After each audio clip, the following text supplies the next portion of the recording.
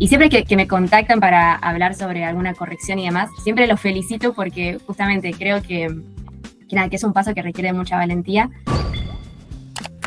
Tengo que pensar una forma en la que X autor encuentre su identidad a partir de lo que estoy leyendo. Están saliendo un montón de libros casi idénticos o con conflictos muy parecidos.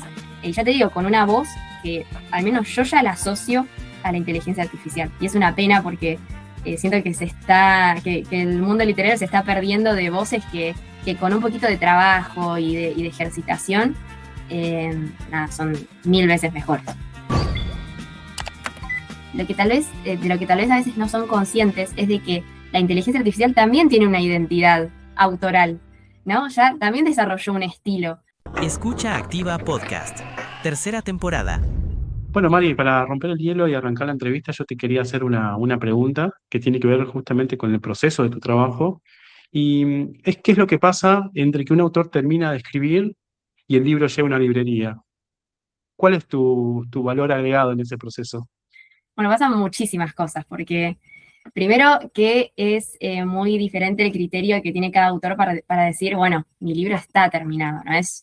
Es un momento que yo siempre digo que es muy... requiere de mucha valentía el decir, bueno, terminé mi libro, está listo para ser entregado a otra mano, para que también dé su perspectiva. Yo suelo decirlo mucho cuando hablo con los autores que me contactan. Y siempre que me contactan para hablar sobre alguna corrección y demás, siempre los felicito porque justamente creo que es un paso que requiere de mucha valentía. Y bueno, desde ese momento yo formo parte un poco del proceso posterior a esta decisión de decir, bueno, quiero que mi libro salga al mundo. También hay muchas formas de que salga al mundo. Por ejemplo, hay autores que simplemente quieren tener el libro impreso para tenerlo para sí mismos o para la familia o para sus amigos, y otros que ya quieren sacarlos a la venta, ¿no? Y bueno, la idea siempre es acompañar el proceso desde una mirada de la corrección y de la edición, que ahí es cuando entra un poco la diferencia de, bueno, capaz uno aborda la corrección cuando el libro, bueno, está lo más terminado posible, ¿no? Que hay que ajustar ciertos detalles, pulir algunas cosas, hacer ciertas sugerencias.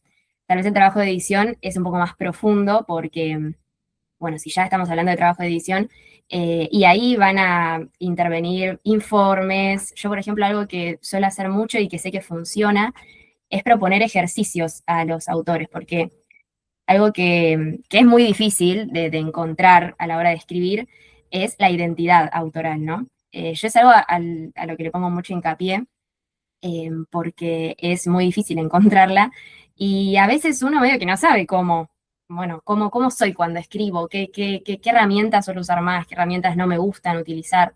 Y bueno, para darse cuenta está bueno incentivar esa construcción de la identidad autoral a través de ejercicios. Eso yo lo suelo proponer eh, cuando veo que tal vez hay autores que están más perdidos, ¿no? Como en esta búsqueda, ayudan un montón a encaminarse. Y bueno, y también en la parte de edición entra las cuestiones de trama, por ejemplo, en los libros de ficción, también hay que prestar atención a las líneas temporales, si hay algún agujero ahí argumentativo, la construcción de los personajes, que a veces puede pasar que tal vez un personaje, no sé, justamente ahora está corrigiendo un libro y en una escena un personaje tiene determinada personalidad. Y en un intercambio me pasaba que, de acuerdo con la personalidad de que ese autor había planteado, no era un diálogo que iba a salir de la boca de alguien con esa personalidad. Bueno, ahí también entra un montón esa parte de corregir estas cositas, ¿no? Agregar un comentario y decir, bueno, fíjate si este personaje diría esto, ¿para vos lo diría? ¿De qué otra forma podría decirlo?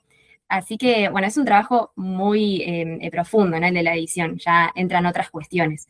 Después la corrección, que suelen ser 2, 3 revisiones, también dependiendo nada, del nivel de intervención que requiera el libro. Ya se centra más en cuestiones ortotipográficas, capaz alguna de estilo, gramática y demás. Es un proceso largo, como te digo, también depende de cada proyecto. de cuán terminado está, de cuánto también el propio autor quiere trabajarlo, ¿no? Porque también es más que válido que un autor diga, bueno, yo solamente quiero este tipo de corrección, no quiero que haya intervención ninguna en la historia, y eso también es más que válido. Pero bueno, es un proceso que lleva tiempo, porque también incluso depende, yo, por ejemplo, hago la primera revisión, eso llega al autor, el autor tiene que trabajar sobre eso, como te decía, si tiene que hacer los ejercicios, practicar y demás, bueno, lleva su tiempo, y es un ida y vuelta, ¿no? Casi constante. Yo también trato de mantenerme en contacto con los autores siempre que la editorial me lo permita. Y nada, para hacer un seguimiento, ¿no? Del proceso. Y bueno, cuando ya ambas partes, tanto el autor como yo, decimos, bueno, ya está, ya está terminado, bueno, ahí ya se entra a la etapa de maquetación, de diseño. Digo, a mí me gustó mucho tu pregunta porque a veces uno ve el libro, ya terminado, no se va a la feria del libro que hace poquito que fue, o a una librería y pocas veces uno es consciente de todo lo que hay detrás, ¿no? Y ni siquiera estamos contando el proceso de escritura, ¿no? Estamos partiendo del, bueno, del autor dijo, ya para mí ya está listo. En ese detrás también hay un montón de factores que intervienen, mucho trabajo, muchos altos y bajos también. Sí, sí. Tengo muchos disparadores con respecto a lo que estabas comentando recién. Sí. Uno de ellos tiene que ver con la relación con los autores. ¿Qué pasa cuando un autor no está de acuerdo con lo que vos ves? ¿Hay una negociación? ¿Terminas cediendo siempre para el lado del autor? ¿Cómo funciona esa parte del proceso que interviene la persona que escribió el texto y vos que se lo estás de cierta manera poniendo en duda? Mira, justo ayer tuve una entrevista con una editorial con la que voy a empezar a trabajar y me hicieron la misma pregunta. Y yo lo que les dije es, para mí primero, siempre lo más importante es la comunicación. Como te decía, hay algunas editoriales que te permiten intercambiar con el autor, hay otras que no. Yo hay algunas editoriales que me mandan el texto, yo lo devuelvo y no tengo más contacto con nada de ese texto. Ahí es un poco más complicado, pero en los casos en los que sí puedo mantener un contacto, ya sea por mail o por WhatsApp, con el autor, que es lo ideal, para mí siempre es lo ideal, una de las técnicas para mí claves es, primero, una videollamada, si es que la otra persona está de acuerdo. Yo creo que el ida y vuelta en la videollamada es mucho más fluido y se pueden charlar las cosas de otra forma. Pero bueno, en todo caso se charlará por mensaje o por audios. Y yo creo que lo describiste muy bien, es un proceso de negociación, ¿no? Yo siempre lo que hago es, primero para mí lo más importante que tener en cuenta es qué objetivo tiene ese autor con su libro. Porque puede variar, no todos quieren solamente vender, hay algunos que, bueno, es simplemente difundir sus textos, hay otros que, por ejemplo, quieren generar o dejar algún mensaje con sus propias historias. Bueno, hay muchísimos objetivos que puede haber detrás. Siempre eso yo lo trato de tener en cuenta a la hora de hacer las sugerencias. Lo segundo es la forma en la que yo, ¿no? Desde mi lugar de correctora, hago esas sugerencias. Acá entra un montón la comunicación asertiva, ¿no? La empatía, el siempre marcar lo positivo y lo negativo, que en realidad nunca termina de ser negativo porque todo es una posibilidad de mejora y de aprendizaje. Y yo siempre llamo a mis comentarios sugerencias. Todo viene de la sugerencia, de lo que para mí, desde mi experiencia, desde lo que estudié, creo que va a ser lo mejor para esa historia y para ese autor, como te decía, de acuerdo con el objetivo que tenga. Entonces, para mí siempre es una sugerencia. Cuando esa sugerencia tal vez no se recibe de la forma que, por ejemplo, yo quisiera, bueno, se charla, se trata de negociar, pero la última palabra siempre la tiene el autor porque es su historia, justamente. Obviamente que si estamos hablando de un error ortográfico, bueno, y ahí sí, están las reglas, está la RAE que dice X. Pero hay otras cuestiones que sí se pueden conversar, se pueden negociar. Y bueno, yo siempre digo lo mismo, para mí la última palabra ahí está en el autor. Yo siempre voy a hacer lo posible para tratar de que esa historia cumpla con su objetivo y brille, pero bueno, también puede pasar que haya un desacuerdo y en ese caso sí, la última palabra es la del autor. ¿Y dónde está el límite entre esto es una decisión del autor que no me gusta y realmente esto está mal y se lo tengo que decir? ¿Alguna vez le sugeriste un cambio de argumento o de trama a un autor? Y si lo hiciste, ¿cómo lo recibió? Bien, bueno, el límite, siempre sacando, ¿no? Las cuestiones ortográficas, pero bueno, porque ahí tenemos las reglas escritas. Yo creo que las cosas tal vez menos negociables son los errores, ¿no? El que yo te diga que, por ejemplo, no sé, vos acá me dijiste que pasaron 2 años y en el año que pusiste en realidad pasaron 5. Bueno, ahí en los errores que yo te puedo comprobar con una cita o de alguna forma explícita, bueno, ahí capaz es lo menos negociable. Lo que sí se puede negociar son cuestiones, por ejemplo, de estilo, porque también pasa eso, que es lo que, y vuelvo capaz a la primera pregunta. Eh, Pasa mucho que ciertas inestabilidades en la trama o en la construcción de escenarios, de personajes, o incluso en la coherencia del texto, a veces vienen de esa o falta de práctica o esto, ¿no? Esto de estar buscando una identidad con lo que cuesta, porque yo soy muy consciente de lo que cuesta eso, y para eso también estoy, ¿no? Como para acompañar ese proceso, y a veces viene de ese lado. Entonces también está bueno el identificar, bueno, por qué este texto cuando lo leo se vuelve poco fluido. Bueno, identificar ahí el origen y hablarlo con el autor, preguntarle. Siempre es importante también la previa, ¿no? Bueno, que el autor me cuente si es la primera vez que publica, si, no sé, va a algún taller de escritura. Eh, Eso está bueno siempre, como hacer un estudio de caso previo para ya abordar después el trabajo de otra manera. Pero bueno, como te decía, lo que sí se puede negociar son cuestiones estas de personajes, de escenarios. He hecho correcciones de trama y de argumentos. La más heavy que hice fue hace unos años y bueno, yo le tengo mucho cariño a esta autora y tenemos una muy buena relación. Y la verdad es que se lo tomó súper bien porque justamente ella lo que me contaba era que era la primera vez que se animaba a escribir.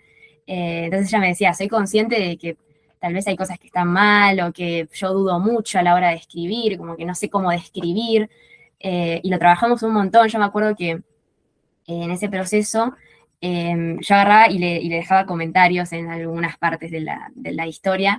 Y le daba ejemplos, ¿no? Yo siempre, para mí es muy importante el tema del ejemplo, porque ayuda a entender muchísimo mejor.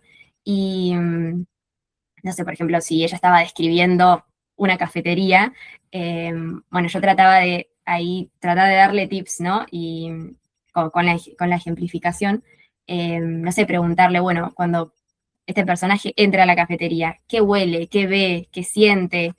¿No? Esto del preguntar, del incentivar en la imaginación del escritor, eh, incentivarlo con preguntas. Para mí la pregunta es clave en todo este proceso, porque ahí tampoco estás dando nada por sentado, porque si yo borro el párrafo y me pongo a describirlo yo como a mí me parece, y bueno, ahí aparece mi voz, estoy borrando la voz del autor al que estoy ayudando a escribir. Entonces, yo creo que la clave ahí es la pregunta. Con esta autora, por ejemplo, trabajamos un montón. Yo le dejaba un montón, en una hoja capaz le dejaba 5 comentarios o 10 comentarios con preguntas, preguntas, preguntas, pero para que ella se le despertara como esa cosa de, bueno, es verdad, este personaje, ¿qué siente? Porque encima de eso, cada personaje va a sentir distinto, va a ver distinto, va a prestar atención en cosas diferentes. Eh, Así que sí, he hecho ediciones en cuestiones bastante profundas de la trama, e incluso en cuanto al conflicto principal. Pero tuve la suerte de las pocas veces que lo hice, la verdad es que se lo tomaron súper bien y se sumaron a esta ejercitación, ¿no? A través de las preguntas y estos ejercicios que suelo proponer.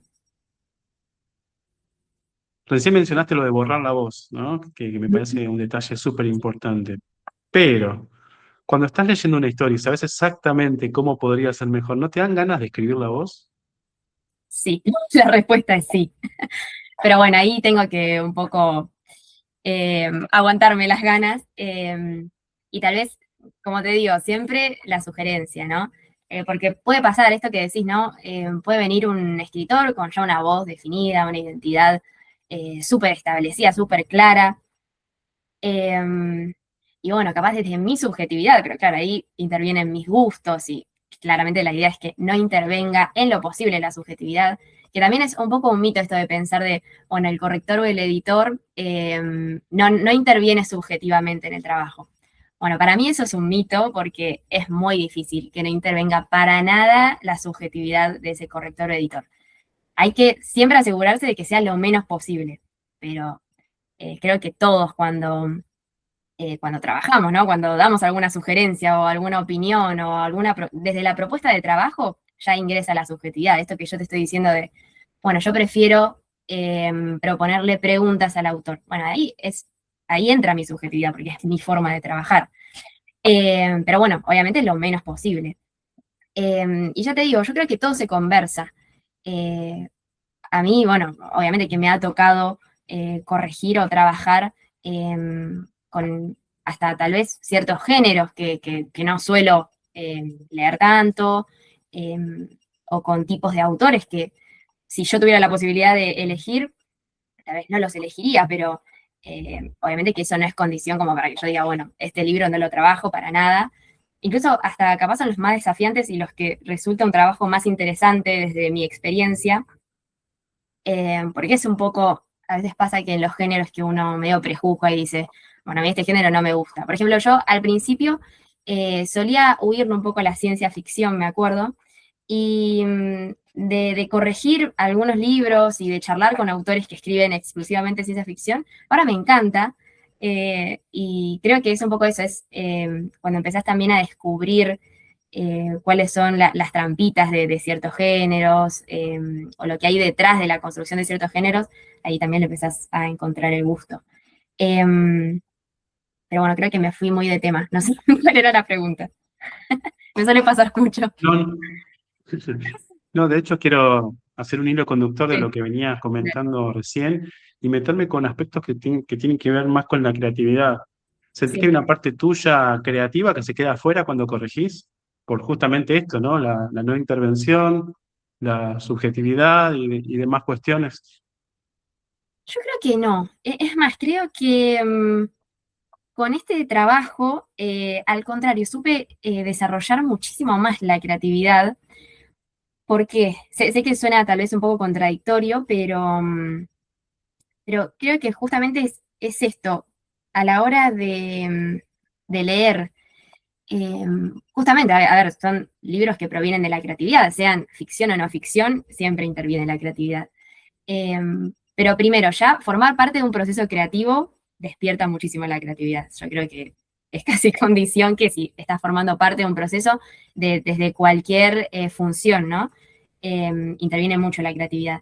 Pero digo, este trabajo, lo que yo te comentaba, bueno, tengo que pensar una forma en la que X autor encuentre su identidad a partir de lo que estoy leyendo, a partir de estos datos, de este párrafo, de esta hoja, de la historia que me propuso, tengo que pensar una manera, bueno, ya ahí hay que ser creativa y pensar una manera que se adapte a la forma de escribir de X escritor, ¿no? Porque también pasa eso. Yo, por ejemplo, cuando me piden para trabajar conmigo, suelo pedir una muestra como para conocer la forma de escribir y ya darme una idea no sé, incluso de los tiempos que me va a llevar. Em, y así también conozco un poco más la información que me da el autor, ¿no? Conozco cuáles son las bases a partir de las cuales yo tengo que empezar a ayudar a esa persona a construir su libro. Y yo creo que eso requiere de bastante creatividad y por eso te digo que a lo largo de este tiempo e incluso ahora siento que cada vez entreno más esa parte. Y me quiero meter en cómo sos vos como lectora, cuando no tenés que hacer ese trabajo, ¿no? Eh, ¿Podés leer por placer o siempre hay una parte tuya que está trabajando y buscando los detalles? Mira, me pasa que últimamente me falta bastante tiempo para leer. Yo Mira, acá tengo mi biblioteca y veo la cantidad de libros que me compré y todavía no leí, me quiero matar. Pero, a ver, aparte de la falta de tiempo, eh, uno de mis temores a la hora de incluso de estudiar letras, ¿no? Porque cuando yo empecé a estudiar letras no sabía muy bien para dónde me iba a inclinar. Y uno de mis temores era justamente ese. Yo creo que a los pocos meses que entré a la carrera, em, yo hablé con una amiga que también lee mucho y me decía que a ella no le gustaría estudiar letras porque sentía que ya no iba a leer los libros de la misma manera. Y eso me acentuó el temor. Yo dije, claro, es verdad, porque voy a empezar a ver los libros como un escáner, ¿no? En vez de disfrutarlos. Y si bien al principio creo que sí me pasaba que me costaba salir como de la función de correctora, editora. Bueno, acá yo hubiese puesto una coma. Ahora trato de tomármelo más tranquila, ¿no? Como este momento también nada, de disfrute. Sí me pasa que tal vez al afinar el ojo me doy cuenta de cosas que antes tal vez no me hubiese dado cuenta. Pero sí trato de tomarlo desde el lado de lectora, trato de separar como la Marina correctora, Marina lectora, incluso Marina escritora, trato como de dividirlas porque si las junto todas, ahí sí se me complica la cosa. Y también dejo de disfrutar de actividades que me gustan. ¿Cómo es tu relación con los libros una vez que salen? ¿Los seguís, ves las reseñas? ¿Te importan lo que dicen los lectores? Una vez que terminaste tu trabajo, ¿cómo sigue? O ahí es un punto donde decís, yo hasta acá llego, lo que pase a continuación ya no es una responsabilidad mía. Em, Mira, también depende mucho primero, de la relación que yo forme con el autor o la autora. Y de vuelta, también un poco del proceso que me ofrece la editorial. Como te decía, hay editoriales que me mandan el Word y yo no sé qué pasa. Incluso hay libros que yo he corregido y editado y que tal vez nunca salieron, pero porque en el proceso habrán pasado cosas, bueno, incluso económicas también. Hoy en día hay que tener en cuenta ese factor. Em, Eso también hay que tenerlo en cuenta, ¿no? Yo hay de vuelta libros que no sé qué pasó después de que yo los entregué. Pero bueno, hay otras editoriales y autores con los que yo entablo una relación y me mandan, por ejemplo, hay algunos con los que yo charlo y cuando ya terminamos el proceso, no sé, están haciendo la portada y me mandan, che, mira, me mandaron estas opciones, ¿qué opinás? O me van comentando cómo va avanzando el proceso.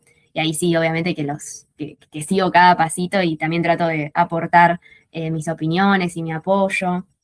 Y bueno, y después en cuanto a los otros libros de otras editoriales, siempre que puedo trato al menos de comprarlos, ¿no? Como una forma nada, de colaborar y también como para tenerlos acá, ¿no? Y poder visualizar ese trabajo que a veces pasa que uno lo hace un poco automático, dice, bueno, termino, ya está, entrego el Word, listo.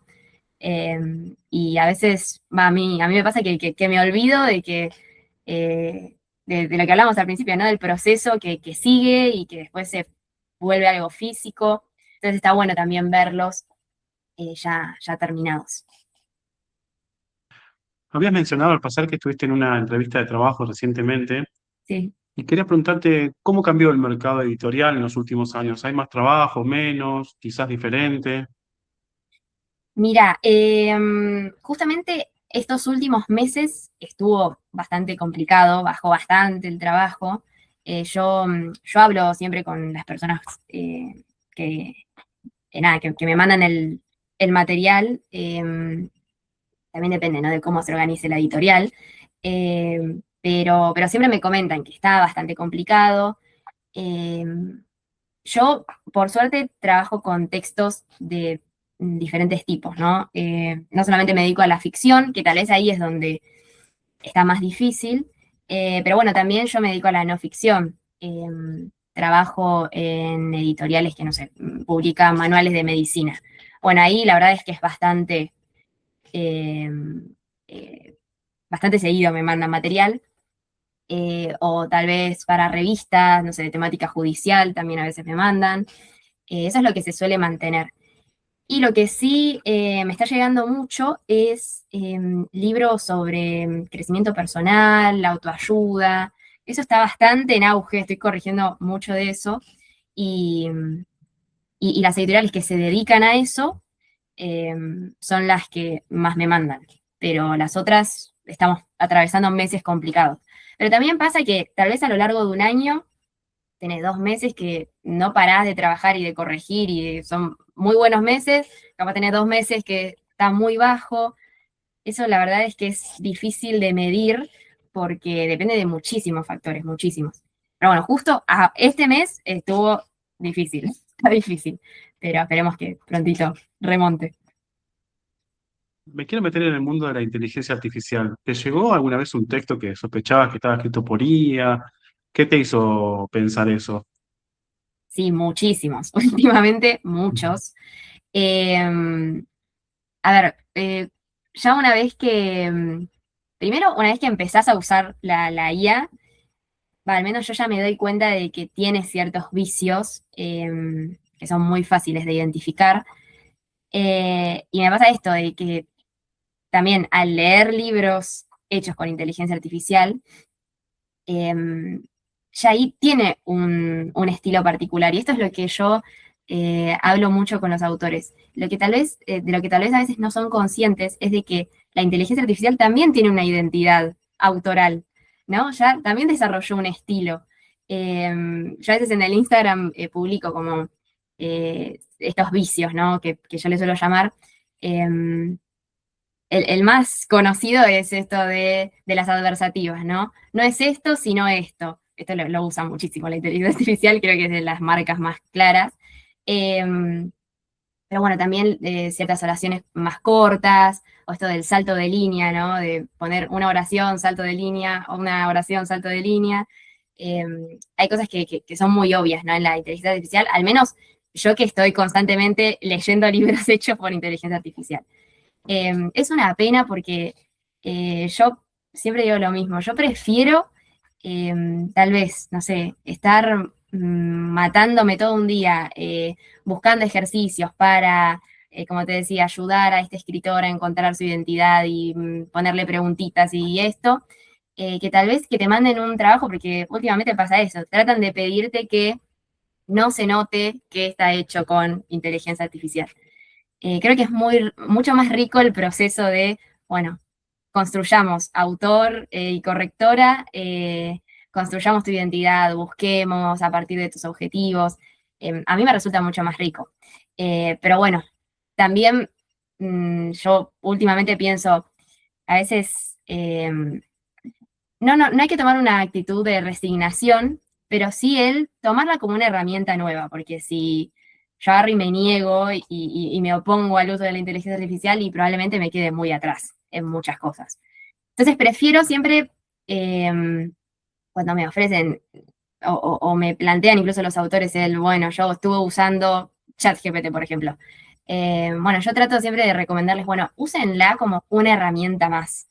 Eh, no sé, como acudir, no sé, a la Fundeu para buscar un sinónimo, pero que sea una herramienta, no un fin en sí mismo, ¿no? El escribirme un libro y copio y pego. Una herramienta que te ayude, que facilite el proceso, pero que no termine eh, siendo esto un fin en sí mismo. Yo creo que ahí está el problema, me parece a mí, porque al fin y al cabo están saliendo un montón de libros eh, casi idénticos o con conflictos muy parecidos, y ya te digo, con una voz que al menos yo ya la asocio a la inteligencia artificial. Y es una pena porque siento que el mundo literario se está perdiendo de voces que con un poquito de trabajo y de ejercitación, nada, son 1000 veces mejores. Y en ese punto, ¿qué haces cuando la detectás? ¿Cambia tu forma de trabajar ese texto o fingís demencia como que estuviera escrito por un humano como para, de cierta manera, que tu aporte sea más significativo? ¿Cómo manejas esas circunstancias? Mira, yo al principio, cuando empecé a recibirlos, me enojaba. Yo decía, ay, ¿por qué? ¿Por qué? ¿Por qué usan la inteligencia artificial? Pero no, ya después, como te decía, traté de verlo desde otra perspectiva. Em, También, siempre que puedo, ¿no? Porque, como te decía, depende muchísimo del proceso de trabajo que te ofrezca cada editorial.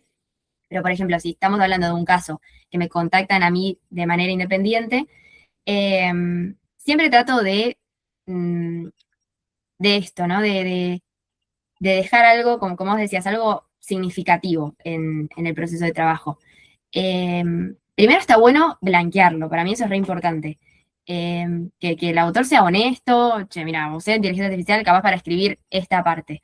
Y bueno, está bueno que lo digan porque tal vez ahí yo puedo buscar la forma de, a través de comentarios, de ejercicios, como te decía, bueno, de empezar a borrar esa voz de computadora para que empiece a aparecer la del autor.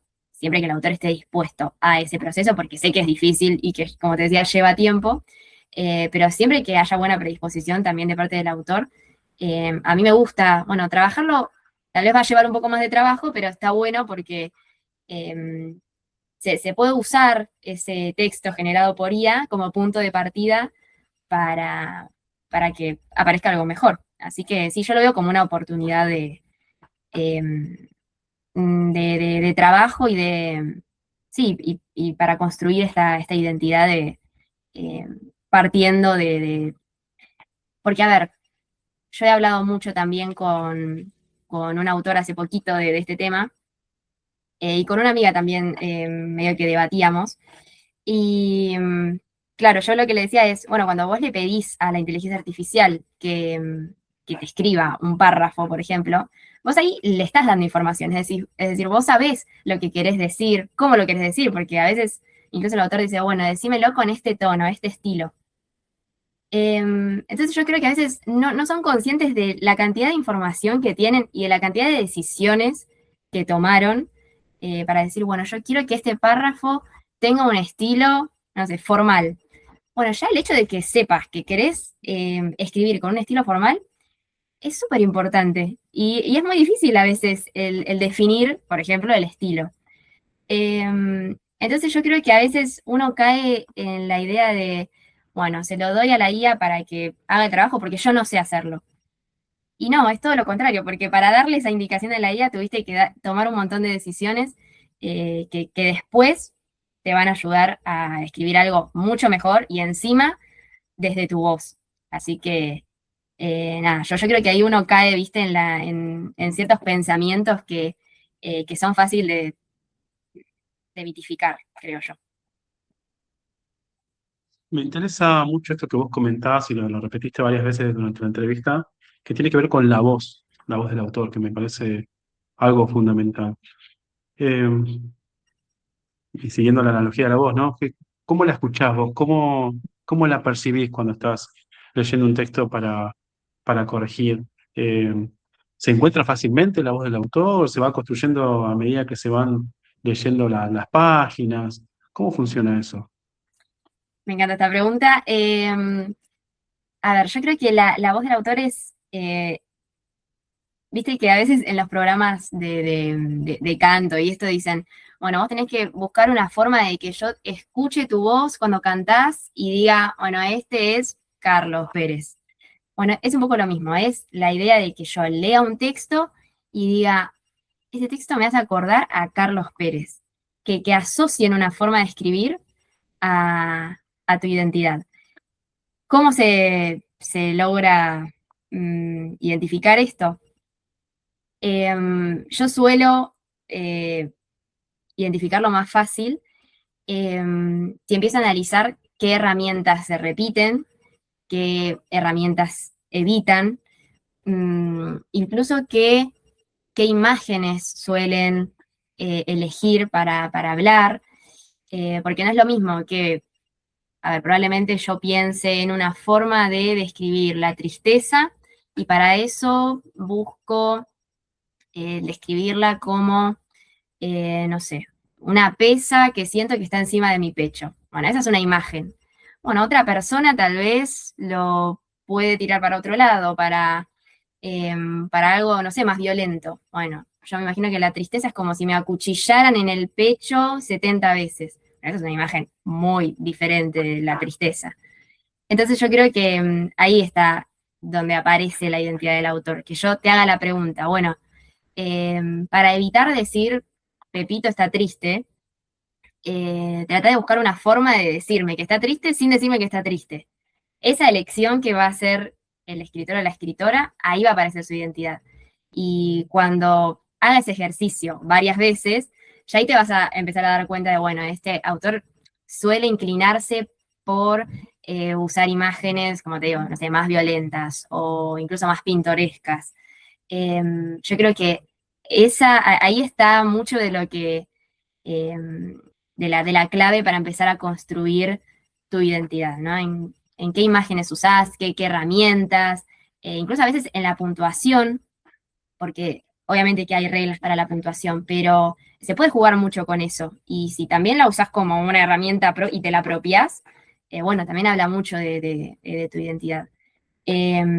Así que, bueno, yo creo que va por ahí. Recién mencionabas la repetición de herramientas. ¿Qué tipo de problemas son los más comunes en los manuscritos que vos recibís cuando se trata de la voz propia del autor? Mm. ¿Cuáles son aquellas cuestiones que decís, uy, acá esto, no sé si llamarlo latiguillos o, o qué nombre puntual poder ponerle, pero vos sentís que siempre hay una construcción similar, como paso A, B, C, A, B, C, A, B, C, y se repite la misma estructura siempre, eh, o por ahí eso no es un problema en definitiva, sino que es un comportamiento que está bien porque es propio de la voz. ¿Cuándo distinguís que es parte de la voz del autor o bien es un error o es una repetición o es un autoplagio? No sé si se entiende la pregunta, pero Sí, a lo que... perfecto. Sí, sí, y es muy excelente tu pregunta, porque a veces puede pasar que yo algo lo identifique como un error y trate de corregirlo, y en realidad forma parte de la identidad del autor. Y ahí, bueno, también volvemos un poco al principio de, bueno, qué se negocia y qué no. Yo viste que te decía, bueno, hay cuestiones ortográficas que están las reglas escritas. Bueno, pero a veces también se puede jugar con eso, ¿no? Si yo, no sé, en mi historia cito una carta que escribió X personaje. Bueno, y ese personaje, sé que tal vez suena muy básico lo que digo, pero es importante para la idea que te quiero transmitir. Bueno, cito una carta que escribió X personaje, y ese personaje no escribe bien. Bueno, claramente yo eso lo voy a ver y no lo voy a corregir, porque es adrede esa falta ortográfica. Pero a veces pasa, digo, esto es como lo más notorio, ¿no? Como lo más obvio de esto no se corrige. Pero hay cosas que son un poco más sutiles, que pueden formar parte de la identidad del autor y yo no me di cuenta, entonces trato de corregirlo. Bueno, ahí está la importancia del ida y vuelta, de que el autor diga, no, esto prefiero dejarlo así por tal motivo. Entonces ahí yo empiezo a registrar primero que usa esa herramienta adrede. Nada, y segundo bueno, esta corrección se anula, se deja como estaba. Entonces está bueno ese ida y vuelta porque a veces pasa que yo no puedo tal vez hacer un análisis súper minucioso, hay cosas que probablemente se me pasen. Entonces creo que ahí está la clave del ida y vuelta con el autor, que me explique, que si hay alguna sugerencia con la que no está de acuerdo, bueno, que me dé la razón, porque eso también me da información a mí para la segunda revisión, bueno, ya abordarlo de otra manera. Y en cuanto a qué errores suelen ser más comunes, bueno, yo creo que lo que pasa muchísimo es el ejemplo que te daba recién. Esto de nombrar literalmente los sentimientos, ¿no? Bueno, estoy triste, estoy enojado, o no sé, Sara estaba furiosa. Em, Porque justamente lo que pasa ahí es que es demasiado genérico, ¿no? Es una forma muy genérica de hacer alusión a un sentimiento, ¿no? Y si nos ponemos a pensar que probablemente cada ser humano sienta de forma completamente distinta, eh, obviamente que a la hora de escribirlo y encima asociar ese sentimiento a un personaje, eh, tiene que tener algo de particular, ¿no? Esa forma en la que yo nombro la tristeza o el enojo o el amor para un personaje no va a ser lo mismo que para el otro. Así que lo que pasa mucho es eso, ¿no? Usar palabras muy genéricas para mencionar sentimientos. Y bueno, y sí, muchas cuestiones de gramática, ¿no? De cómo ordenar las oraciones, que eso también, aunque parezca una pavada, eh, influye mucho en cómo el lector registra esa información que me estás dando. Eh, Así que eso también hay que tenerlo en cuenta cuando uno escribe, dependiendo del género, ¿no? Pero sí, yo creo que esos dos son como los errores que más me encuentro en los libros que corrijo. no quiero dejar de meterme en tu proceso del día a día. ¿Qué es lo primero que haces cuando te llega un manuscrito? ¿Tenés algún ritual, alguna forma de entrarle al texto? ¿Escuchás música mientras corregís? ¿Tomás notas? ¿Cómo es toda esa parte del proceso ya más, si se quiere, mecánico de la corrección? Sí, sí, tengo rituales. Lo primero que hago cuando abro un documento es hacer lo que yo llamo limpieza general. Y la limpieza general es, hay una herramienta en el Word que es reemplazar. Entonces, entro a reemplazar y reemplazo los dobles espacios, que es muy común, viste que a veces a uno se le escapa el doble espacio, por espacio simple, entonces eso lo hace automáticamente. El espacio punto lo reemplazo por un punto, espacio coma por una coma, hago como esa limpieza que yo sé que puedo reemplazar nada, tranquilamente. Em, y ya después yo siempre trato como de echar una ojeada a los primeros párrafos, ya te digo, para hacerme una idea de más o menos cuánto me va a llevar, por ejemplo, corregir 5 o 10 hojas. Y ahí lo que suelo hacer y que me sirve un montón, porque lo que pasa con este trabajo también es que al ser tan mental, a veces medio que puede pasar que ya en las últimas páginas uno sienta cierta pesadez y como hay que estar tan atento a todo, lo que yo trato de hacer es dividirme el día, ¿no? No sé, digo, bueno, corrijo 10 páginas y me tomo un descansito de 5 minutos. Y hago así. Y sí suelo escuchar música, incluso a veces dependiendo de la complejidad del texto. Si no es muy, muy complejo, me pongo también algún videíto ahí al costado, pero generalmente música escucho. Y ya te digo, lo que me ayuda mucho a estar bien enfocada y concentrada es tomarme esos recreditos que me ayudan como a despejar y volver a concentrarme, porque creo que si lo haría todo seguido, siento que ya la segunda mitad probablemente no esté tan bien corregida como la primera. Así que es algo que me ayuda un montón a estar bien enfocada. Y, y en líneas generales, ¿qué es lo que más te gusta de tu trabajo? Hay todo, pero sé que tengo que responder algo. Y yo creo que ser parte de un proceso tan significativo para los autores, porque a mí algo que me gusta mucho es un poco conocer la historia de los autores, de esto de tomar la decisión de, bueno, quiero publicar mi libro, de cómo llegaron ahí, cómo nació la historia. Hay historias que, bueno, vos decís, no sé, es una historia de terror, de ficción, pero probablemente tenga, es decir, esa idea nació de alguna situación, de alguna experiencia, y es muy, muy, muy interesante conocer todo ese detrás. Pero creo que esto, el ser parte de un proceso que es tan significativo para los autores, porque cada vez me reafirmo más en la idea de que eh, el decidir publicar un libro de vuelta, con el objetivo que sea, incluso para tenerlo siempre, para hacer un ejemplar y tenerlo en tu mesita de luz, es un paso que requiere tanta valentía y de tantas decisiones difíciles, que creo que ser parte de eso para mí es lo que me suele reconfortar más cuando se termina tal vez un proceso de trabajo. Y no quiero dejar de hacer doble clic en tu proceso de escritura, preguntarte si ya tuviste la posibilidad de publicar, qué me puedes contar de tu propia voz, que la mencionamos tanto anteriormente, y qué te nace escribir, cuándo, cómo te comportás vos como escritora. Bueno, yo creo que es la faceta que tal vez menos desarrollo, además de por falta de tiempo, ¿no? Em, a ver, yo las primeras veces que empecé a escribir, fue cuando era muy chiquita, no sé, cuando yo aprendí a escribir ya hacía cuentos, escribía cuentos, y me acuerdo que se los mandaba, los escribía a mano, y se los mandaba a la profesora de lengua de mi hermana, y ella me dejaba unas notitas hermosas, Claudia Boschi, que encima fue mi profesora también, y la que un poco hizo nacer esta pasión por los libros. Em, y bueno, después ya más de adolescente, tal vez usaba la escritura solo como para desahogarme, ¿viste? Como esta idea de, bueno, no sé, estoy angustiada, me pongo a escribir, o sea, algún poema o alguna frase suelta, o simplemente lo que sentía.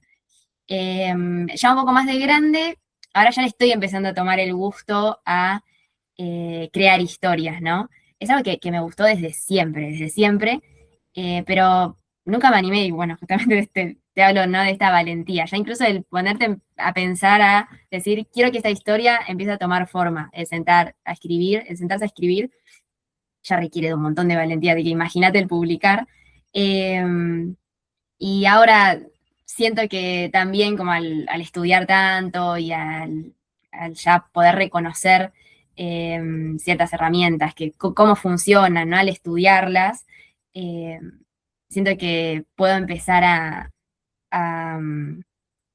bueno, a empezar, sí, a escribir estas historias que siempre tengo en la cabeza, ¿viste? Y quedan ahí, y nunca empiezo a escribirlas. Así que últimamente me estoy animando. eh, y es muy divertido porque es totalmente diferente. Imagínate el proceso de escribir, a veces autocorregirme, que eso pasa, que a veces me preguntan bueno, cuando vos escribís, debes escribir súper bien. Bueno, no, claramente que cuando yo termine el libro que tengo en mente, va a ir a una correctora y probablemente esa correctora encuentre un montón de fallitas y también me proponga trabajar un montón de cosas, eh, porque si bien la autocorrección es un ejercicio que está buenísimo hacer, eh, siempre es necesaria la mirada de otra persona, porque yo siempre digo lo mismo, viste que cuando uno lee eh, para adentro, cuando uno lee algo que escribió para adentro, vos ya lo estás leyendo con el tono que vos querés que suene, pero eso no quiere decir que cuando lo agarre otra persona lo lea en el mismo tono. Entonces, siempre es importante tener la visión de otra persona. Pero bueno, volviendo, perdón, sé que me voy muy por las ramas. Eh, Nada, sí, me encanta escribir y últimamente ya le estoy tomando el gustito a animarme a escribir ficción, porque de vuelta, hasta ahora era solamente un recurso que yo encontraba para esto, para expresar ciertos sentimientos, eh, o contar cosas incluso de la vida, ¿no? Usarlo un poco como diario íntimo. eh, y, y esto de la ficción, que es algo que de vuelta desde chica que tengo, pero nunca me animé a sentarme y decir, bueno, tengo esta historia, porque yo tengo ya como 3 ideas en mi cabeza, pero es el sentarme a escribir. Así que sí, este último tiempo ya tomé ese coraje. Y sigo profundizando con el tema este de la voz. Sí, Cuando volviste a esos escritos de chica, no sé si todavía los conservás o si sí. después de un tiempo cuando ya eras parte del oficio, si detectaste también la voz que querías transmitir en ese momento y traspolándolo al día de hoy, si también cuando te nace o rompes la hoja en blanco de lo que estás por escribir, tenés una voz completamente distinta, o sin embargo no, por ahí tenés desde esa infancia donde empezaste a escribir tus primeros cuentos o tus primeros escritos o poemas o poesías que habías mencionado recién, al día de hoy te notas la misma persona. Hay cosas que siento que conservo en el estilo, hay otras que no. Por ejemplo, algo que conservo y que siento que es como muy mío a la hora de escribir es el partir de detalles, para derivar en alguna reflexión o en alguna escena incluso mucho más grande, ¿no? Me parece que ese contraste, bueno, yo también a la hora de escribir soy muy de los contrastes. Em, Como ir a los extremos, ya sea en las descripciones, incluso en las tramas, es algo que me gusta mucho, ¿no?, el contrastar, o la dualidad. Yo creo que eso se conservó. Hasta incluso, bueno, hace poco justo releí un texto que había escrito hacía mucho tiempo, eh, y justamente pensaba en esta idea a mí me gusta como esto de pensar la dualidad, y algo que identifiqué en escritos viejos, que yo a veces para escribir usaba casi siempre dos adjetivos. Y dije, wow, ok, o sea, eso también aparece ahí. Y obviamente, antes de estudiar lo que estudié y de tener esta experiencia de trabajo, y me hubiese dado cuenta, yo lo hacía como algo que me salía. Pero bueno, ahora como empecé a desarrollar esta capacidad de incluso reflexionar acerca de las herramientas, de qué quieren decir, y me pareció muy curioso eso bueno, algo que capaz yo uso como... eh, de forma más abstracta, bueno, incluso también aparecía en la cantidad de adjetivos que yo usaba para describir cierto objeto o lo que fuera. Así que eso, por ejemplo, se conservó, pero bueno, hay otras cosas que cambiaron un montón. Yo tal vez antes era mucho más, solía extenderme demasiado a la hora de escribir, ahora le encontré mucho el gusto a la síntesis, ¿no? El poder de la síntesis, que es algo que me costaba un montón. Hace unos años me costaba mucho la síntesis, pero con la práctica, eso es práctica pura, ya le encontré gustito. Así que eso, por ejemplo, cambió, creo yo, en mi estilo. Sí. Bueno, María, ante todo quiero agradecerte que te hayas podido sumar al espacio. La verdad que he disfrutado mucho escuchar todo lo que comentabas. Y antes de preguntarte si te queda algo en el tintero que quieras mencionar, tengo una pregunta para hacerte más a nivel general de los libros que leíste, la historia a lo largo de tu vida.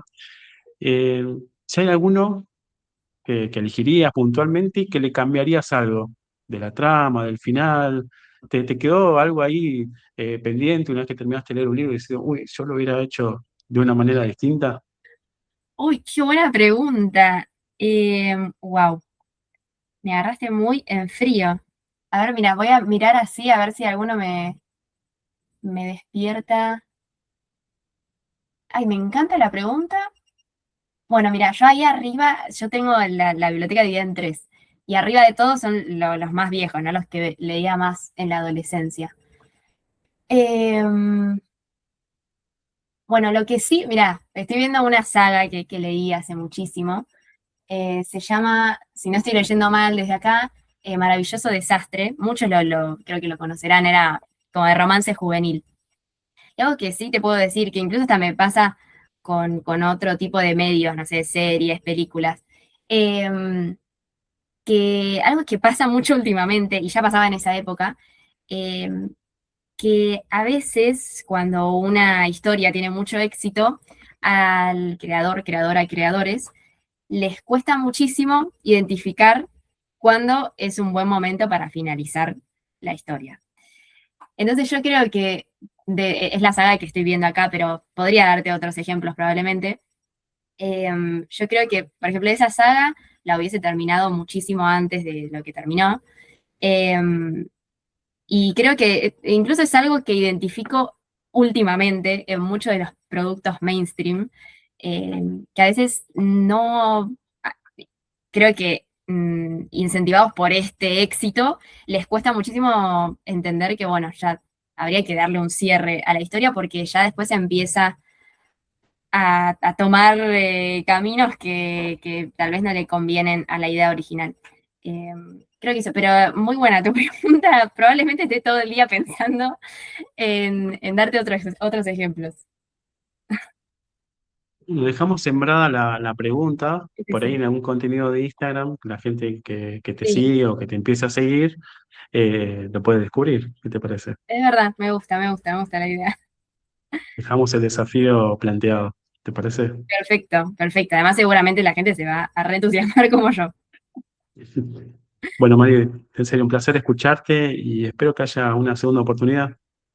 Sí, David, mil gracias. Primero por el espacio, por brindar este espacio. Como te dije, estuve escuchando otros episodios y me parece, nada, que haces preguntas que dan para muchísimo. Yo, la verdad es que me contuve bastante en las respuestas, pero ya me habrás escuchado que me suelo ir muchísimo por las ramas. Eh, pero de vuelta, creo que primero por el espacio que brindás. Siento que todos tus invitados se sienten muy cómodos y me incluyo. Y ya te digo, haces preguntas muy, muy lindas. Así que gracias a vos por invitarme, un honor. Y obviamente sí, espero volver. El honor fue todo mío. Gracias por tu tiempo. Gracias, Adiós. David. Chau, chau.